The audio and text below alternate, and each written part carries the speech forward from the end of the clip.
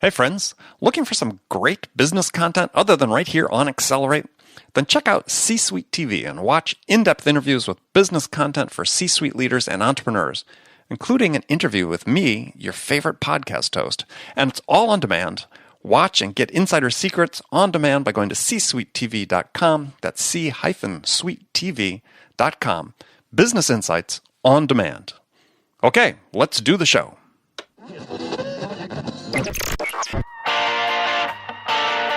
It's time to accelerate. Hey friends, this is Andy. Welcome to episode 473 of Accelerate, the sales podcast of record where I hold in-depth conversations with today's leading experts in sales, marketing, and leadership 6 days a week. Now, before I jump into the show, I want to ask you, did you know that studies have found that a cost of a bad sales hire is 4 to 7 times the annual salary of the position? That's a big ouch. I mean, if you're a sales leader, you can't afford this. You can't afford to make a bad hire. In fact, nobody can. So to help you, I've created a playbook that helps you develop a process to hire the right sales candidates for your company. That's called How to Hire a Winning Sales Team. That's free. Just go to accelerate.fm/winning to download How to Hire a Winning Sales Team. Again, that's accelerate.fm/winning to get your free copy today.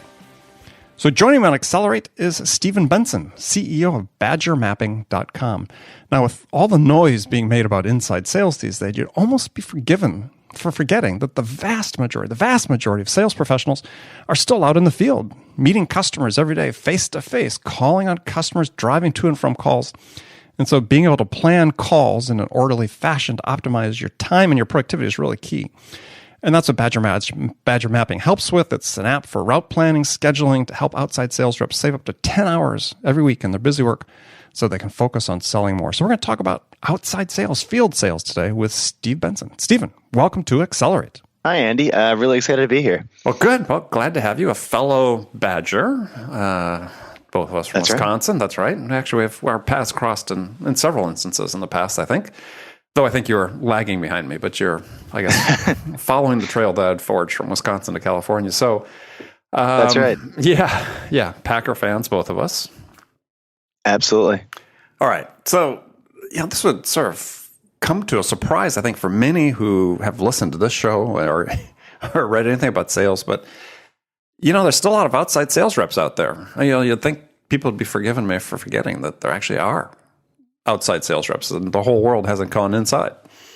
That's right. Yeah, I mean, it's industry by industry, and in software, especially SaaS software, given its relative inexpense to traditional software and just the way it goes to market, commonly goes to market with inside sales, but tons and tons of companies in economies around the world go to market with outside sales, and they will continue to. I believe a lot of people. You've heard people say, "Oh, outside sales is dead; it's being replaced," but it's really not. It's going very strong, and I think it'll be here for a long time. A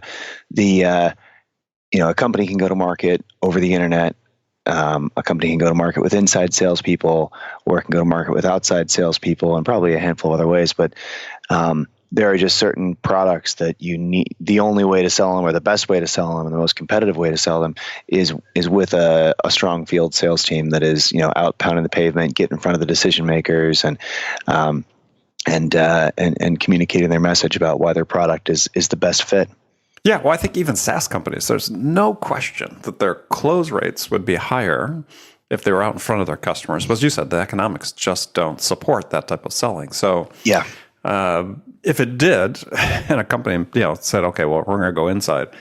Yeah, I'd love to be the outside sales force competing against them because we'd win a lot. Absolutely. There's value to being in front of the customer if your business model can support it. Absolutely. We've actually seen that. We've seen. Are they coming to get you? There's a fire engine going by here. We've seen customers of ours who their competitors have tried to sell over the internet and or sell with inside sales, and if you are actually showing up with with donuts and coffee for meetings, and you know the people. It's just a huge advantage, and people are often willing to pay a bit more for the relationship, which covers the cost of sales. And sometimes your price can be competitive with a field sales team as opposed to an inside team as well, just because you're selling more because you've got the relationship. So. Mm-hmm. Well, what was the impetus to start Badger Mapping? I mean, what was the problem you were trying to solve? And it's actually, it was an age-old problem. I'm surprised no one has really solved it before. Yeah, well, I mean, salespeople, field salespeople have been solving the problem that we solve forever, right? They've always been, if your grandpa was a salesperson, he had maps and he had his customer list or lead lists, and he had. He had a calendar that he kept straight who he was going to be meeting with and when, and then that moved to in the modern era it moved to a computer based calendar. Don't make me feel dated. I mean, my sales. You career say the modern era, right? I mean, I had a Rolodex when I started out where I kept all my information, and then the Palm Pilot came along, and then CRMs came along, and maps also digitized, and went from Thomas paper Brothers. maps. Yeah, exactly. It went from Thomas Brothers to actually a map point from Microsoft, or Streets and Trips, and then Google Maps, and all these tools kind of have evolved, and all Badger did was we looked at these different things, the maps, the calendar, and the customer list, and said all this data needs to be in the same place. It needs to work together, because salespeople spend a lot of time kind of managing this process of their schedule and their route and who they're going to focus on, and if you're a field salesperson, you just have this extra element of complexity that you don't have if you're an inside salesperson, which is the map. An inside salesperson needs to juggle, the customer data and the schedule, but not the map. It doesn't matter where they are. They could be talking to Australia one minute and England the next. So it's this extra layer of complexity that field salespeople have that can be the difference between success and failure in a sales role. And our goal was when we set out, was to solve this problem. I in terms of where the idea came from, I'm no genius. I happen to be a field salesperson, and one of the products that I was selling when I was at Google was the Google Map. And so I was selling I knew how to use. I understood what Google Maps could do really well, and I was like, because they basically came out with this way, I don't know, 8 years ago, 7 years ago, that you can build software on top of Google Maps, and I was selling the tool that would fix a problem that I had, and I knew a lot of other people had, and so I realized that there could be a valuable solution created for this huge swath of people. Yeah, I mean, route management software to some degree has existed for quite some time. I mean, you have all the route drivers back in the day, like just driving the bakery trucks or the Frito-Lay trucks. They were, in essence, salespeople. Oh, absolutely. They were driving the trucks, but in essence, they were sellers. And they had a route map that they got and a route listing every day, but never really extended much to business salespeople. Right. And truck routing is a slightly there's a bunch of truck routing companies, and that's a slightly different problem. It looks similar from 5 feet away, but if you actually look at what it's doing, it's different. A trucking company, they might have, we have these 400 things we have to deliver, or we have to deliver the daily bread to these 400 different customers, or whatever it is they're delivering, and we have 15 trucks, and we need the best way to just get to those places in the most efficient way. It doesn't matter when. There's not appointments, and we have to drop this stuff off. It's just we have to use our 15 trucks to deliver to these 400 places in the next 5 hours. And that's a different problem than what a field salesperson has, where it generally matters when they're going to go to a certain place, and it's them efficiently managing their territory, as opposed to you don't take 15 sales reps and reroute all of them on a daily basis. No. Based on and have them see everyone at any time, the way you would if you were delivering pastries or something to all the coffee shops. Well, one of the sort of interesting conceits, I would say, of people involved with inside sales is that selling is simpler when you're in the field, right? That things are so complex now if you're an inside salesperson. And interested in your take on that. Yeah, I mean, it's technology has changed the job of inside sales much more than it has changed the job of outside sales. And a lot of technologies, they make things more efficient, but they also add complexity to the inside salesperson's life. I mean, we're a SaaS business, and SaaS, software companies of this nature tend to sell with inside salespeople, and I think because maybe it's just because this is the industry investors know about, the inside sales world. That's what's gotten a lot of investment. But there's a million inside sales tools. One of the bigger ones is called InsideSales.com, actually. But sure, yeah, no, I'm quite familiar with them.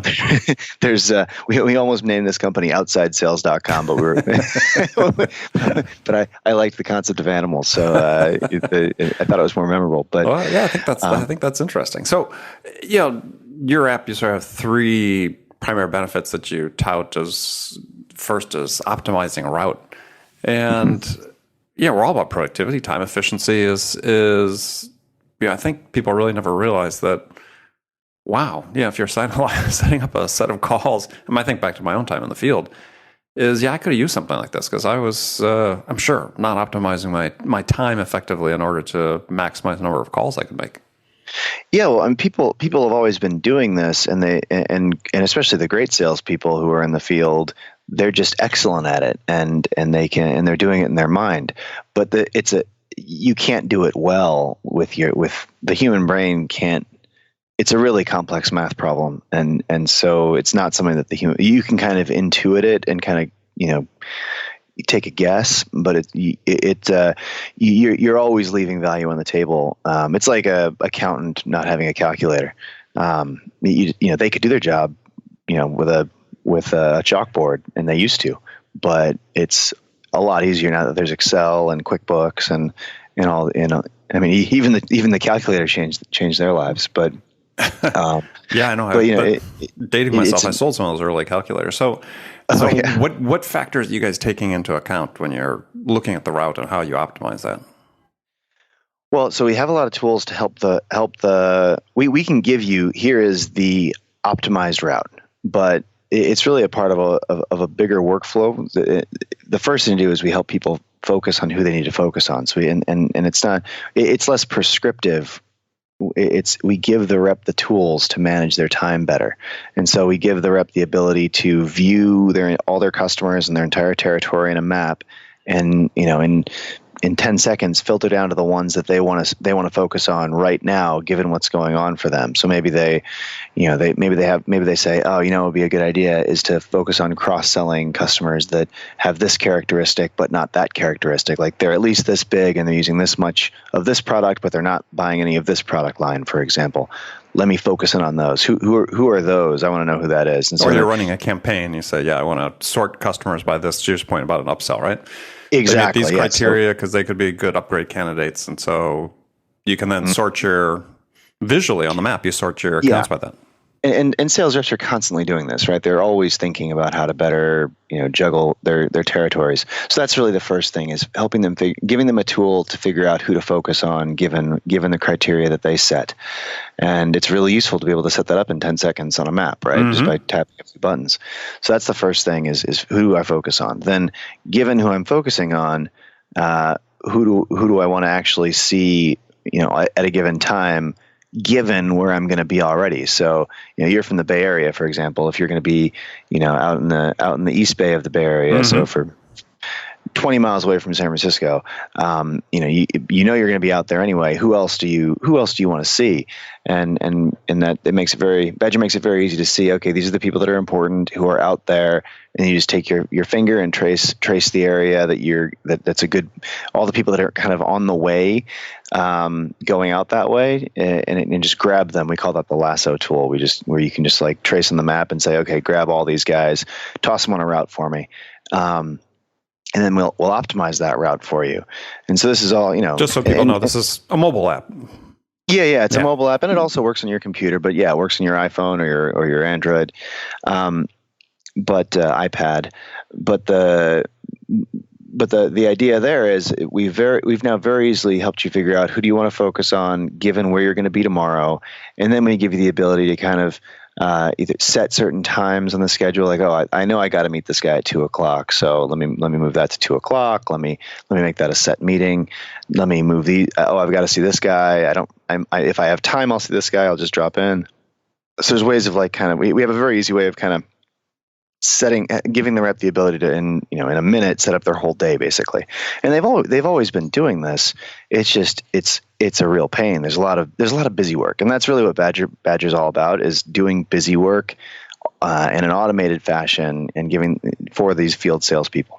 So is there any, once you sort of, let's say, circled, using the lasso tool, you circled certain accounts, and maybe you're doing this, can you do it like a week ahead? I mean, what's the planning horizon you can support? Sure, yeah. We actually find that's a great question. I can tell you used to be in field sales. Yeah, I mean, because a lot of times your days aren't just crystallized instantly. It's like, oh, well, I know I've got to meet this guy in 2 Thursdays from now. I talked to him, I have an appointment with him. And so now let me kind of start filling out that day and going back to it. And all your days kind of have random things you have to do. Mm-hmm. And so with Badger, you can kind of save all these beginnings of routes, and then kind of click through them and see, where will I be on this day? Where will I be on that day? We found that planning a week out and really kind of always thinking about what you're going to be doing for the next week, and every rep would love to do this. It's just such a pain that they often aren't. Like, they know one thing they're going to be doing next Tuesday, but they don't know, it's a week out. They don't know everything they're going to be doing next Tuesday.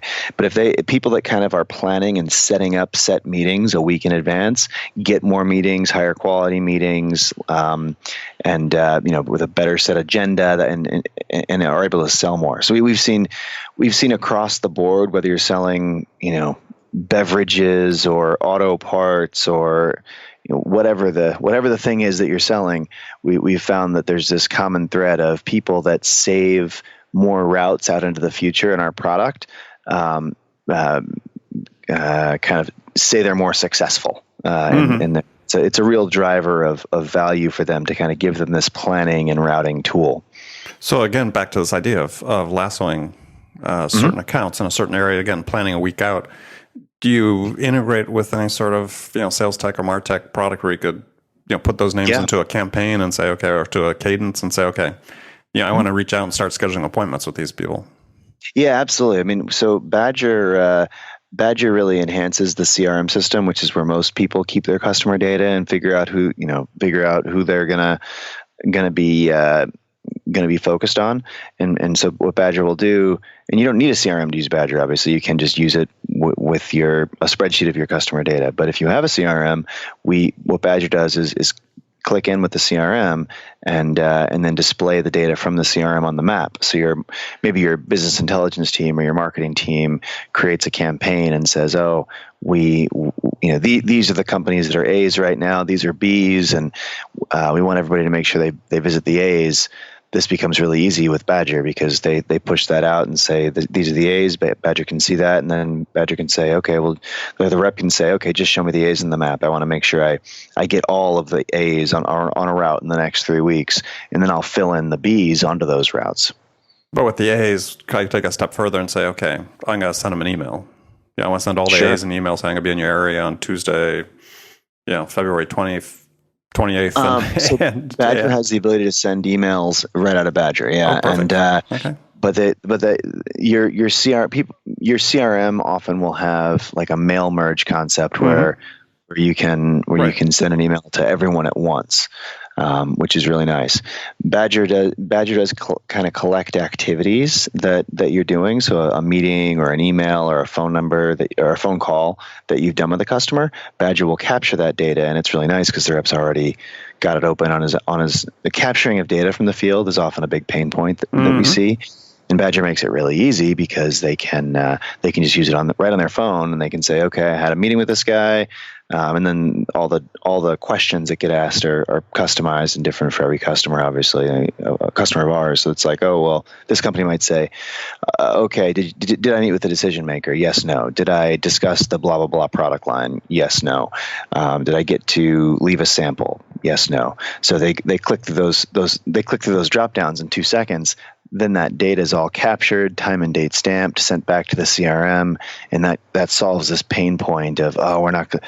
With field sales teams, people are always like the other parts of the organization are always on the sales guy's case for not collecting all the data when they're in the field. And the sales guy's like, dude, I'm running around like a chicken with my head cut off. I can't pull over at a Starbucks and VPN into the CRM to upload this data. But with Badger, because Badger's already connected with the CRM, we just send the data into the CRM. Right from this interface that they're already kind of routing themselves from point B to point C already, and so we make that a very easy process for everyone. So the company gets the data that they wanted, and the rep gets people off their case. Interesting. And so from a management perspective, then does Badger, if you're a manager, you want to know where sales rep A is, you can log in and find out? We don't track the rep, meaning, right now they are at the corner of 5th and Lawton. There's already a million ways to do that, and that's we philosophically don't think that that's kind of the value proposition of being able to really track the rep. If you want to do that, just turn on your sharing location on your iPhone and you can see them. But it's the data that the rep is entering into their phone about the meetings that they're doing that gets sent back to the CRM or to the company. And if a company doesn't have a CRM, then we actually have some pretty nice reporting capabilities that we'll send all this data back, so that even if you don't have a CRM and you're kind of you still can now get all this data and start doing things with it. You can see what's happening out in the field if you're a manager, so we have a bunch of tools for managers that really make. It's not about micromanage. We don't enable micromanagement. The goal is to take away the need to be micromanaging. The goal is to say, well, we don't need to kind of be checking up on you and writing on your case, right? Because we can see that there's always this big. There's often kind of a suspicion of, what are the reps doing in the field really? And with Badger, there's no question. They're like, I can see exactly that these are the meetings that occurred. This is fantastic, and all the data is getting sent back. So it becomes less about, are you doing things? And it shifts the conversation from the manager kind of needing to micromanage and check, are you doing things? And it shifts the conversation to, I see you met with John Miller on Tuesday of this week. How did that mean? And these are the notes from it. I saw those were interesting. I was just scanning through your whole week here. What happened in that meeting? Do you think you got a shot at that deal? Like that, it shifts the conversation more to that versus, were you working on Tuesday? I wasn't really referring to that per se. I mean, but you're right. I mean, there's always this curiosity of people in the field, fairly or not, are they working? And I guess sort of a question is so what other aspect of Badger you find enables managers to really sort of gauge productivity of the people? So the key thing that Badger does to help people be more productive is help them get. I mean, the measurable things are, most companies are kind of tracking mileage. People that are using Badger tend to have their mileage, when they put Badger in place, the miles that they're driving drops because they're just driving more efficient routes. They tighten their drive time basically. They're getting this.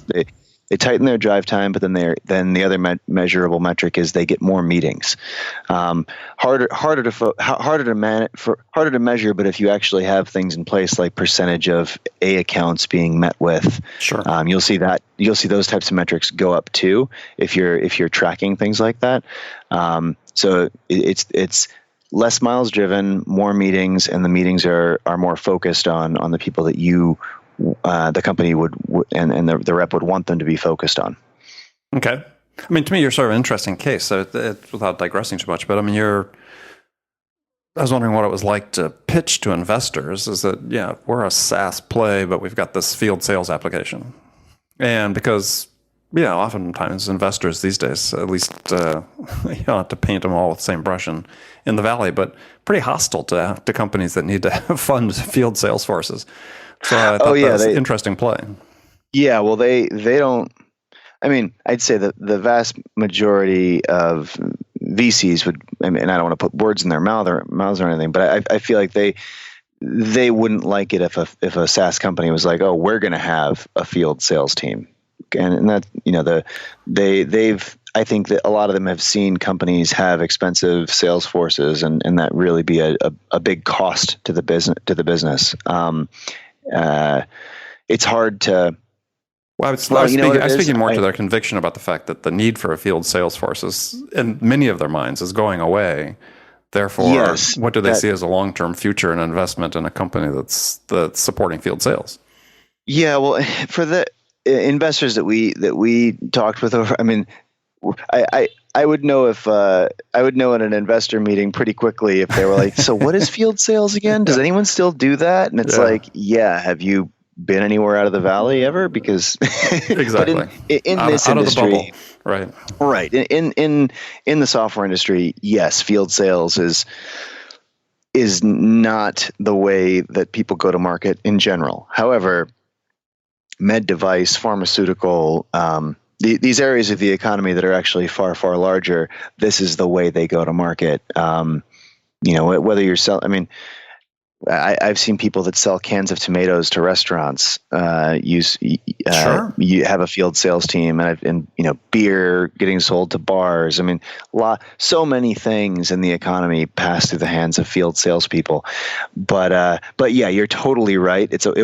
I did get in some funny conversations where you spend half the time being like, no, this really does exist. And they're like, I've never seen that happen. I feel like every time I've seen that happen, it's just killed the company. And you're like, well, yes, it's hard to grow a small SaaS company with a field sales team because of the expense of it. But that's just this one industry that the vast majority of sales professionals today are still field sales reps. So it's as you said, that balance is the balance is changing, but the majority aren't going to become inside sales anytime soon. So, at least in my mind. So, it's actually a really interesting thought. In terms of what jobs are safe in the future, for example, there's a lot of things that are outsourceable or automatable or could be done by a robot or will go overseas, but there are jobs like being a field salesperson that will not. I mean, there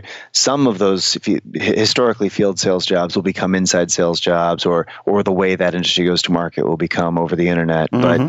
But a lot of field sales jobs will be here in 25 years, which, there's lots of other industries that you could argue, you could probably, use AI software to automate that, or you could build that with a robot, or you could do that from Pakistan. There's a lot of jobs that'll be under pressure, and I don't think that field sales will be one of them. Yeah, well, I think perhaps somewhat ironically is that the segment of the sales profession that perhaps is under the biggest threat of being automated is actually inside sales. So, absolutely. Yeah, ironically again. So, sort of last question is, so on this topic, so when you do talk to your clients, sort of to the point you were just making, what are they telling you about the future of their outside sales teams? How do they see it evolving?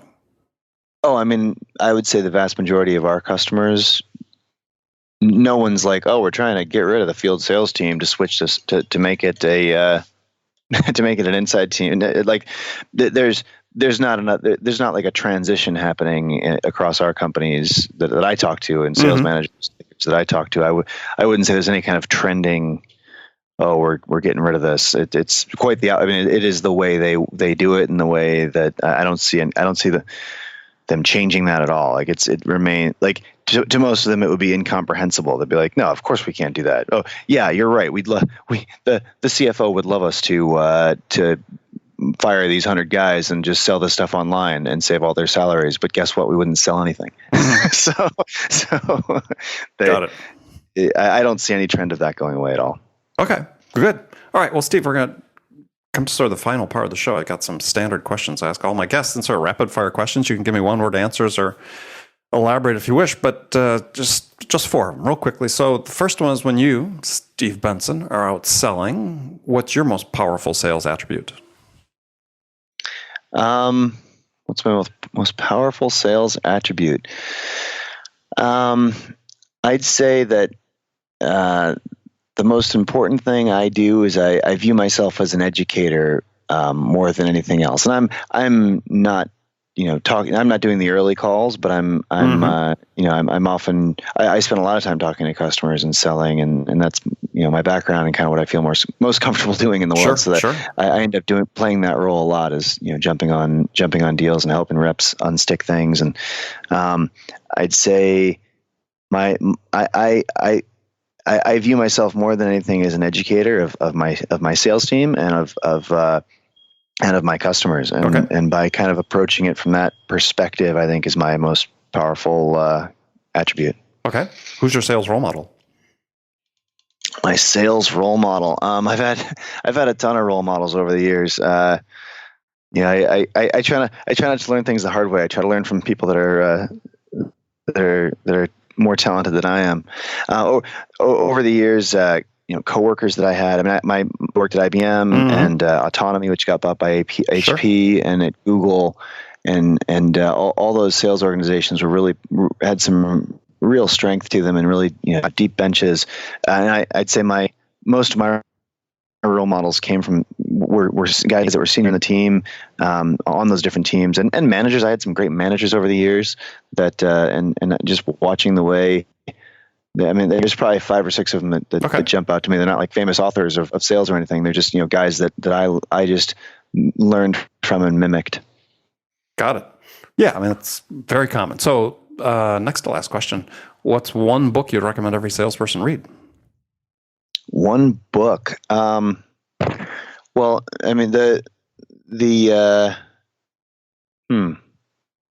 For sales specifically, or just in general, that I think is a good thing for. Yeah, in general.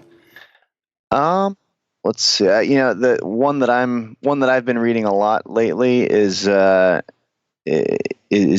I always forget the name of it. I don't love the name of the. Let me look it up here. I always forget this name for some reason. It's like something. There's Disaster. Oh, From Impossible to Inevitable. Oh, okay. That's one that I read. It's a pretty new book. It just came out in 2016. Ross, Jason Lemkin, yep. Yeah. And I don't know if this wouldn't be a good book for my customers to read, because it's very focused on SaaS sales, but it's one that's probably been the most influential to me in the past year and a half or so. Okay. That's a good book. I think it came out about a year ago, actually. But it was almost exactly a year. For some reason, I can never remember the name. From Impossible to Inevitable. Yeah. But it's really, they've got some really great thoughts in there that I really enjoyed reading about. Okay. Yeah. Good book. Recommended. So last question is, what music's on your playlist these days? What music's on my playlist? Well, I listen to Pandora because I don't love, I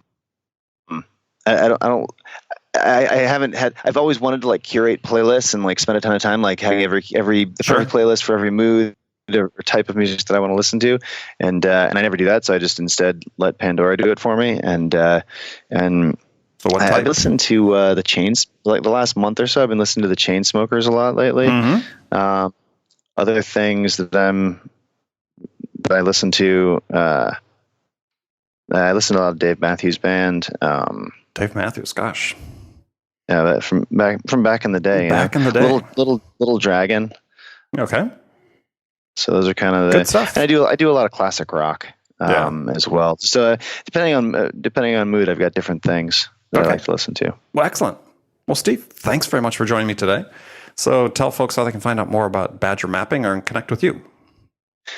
Well, I mean, the best place to so we have a free trial, and I'm happy to extend a 2 free months to your listeners, just as kind of a bonus for having listened to us ramble on for this long. Oh, excellent. Just mention this, mention the name of the name here of the podcast, and just say, oh, I heard about this on the Accelerate podcast, and I'll instruct our team to apply 2 free months to your account. And there's a free trial as well, so you don't have to sign up to try this stuff out. But if you're in field sales, this shaves a lot of time and saves a lot of energy and helps you perform better. So it's check it out. The best place is just check it out on the website and sign up for a free trial, and our reps will kind of set it all up for you and get you going. All right, perfect. Well, good, Steve. Again, thanks again. And friends, thank you for spending this time with us today. Please join us again tomorrow. Until then, I'd really appreciate if you went to iTunes and subscribed, left a review for Accelerate, because I want to hear what you have to say, whether it's good or bad. And if you take a screenshot of your review and email it to me at reviews@accelerate.fm, I'll send you a free digital copy of my award-winning book, 0 Time Selling, 10 Essential Steps to Accelerate Every Company's Sales. So thanks again for joining me. And until next time, this is Andy Paul. Good selling, everyone.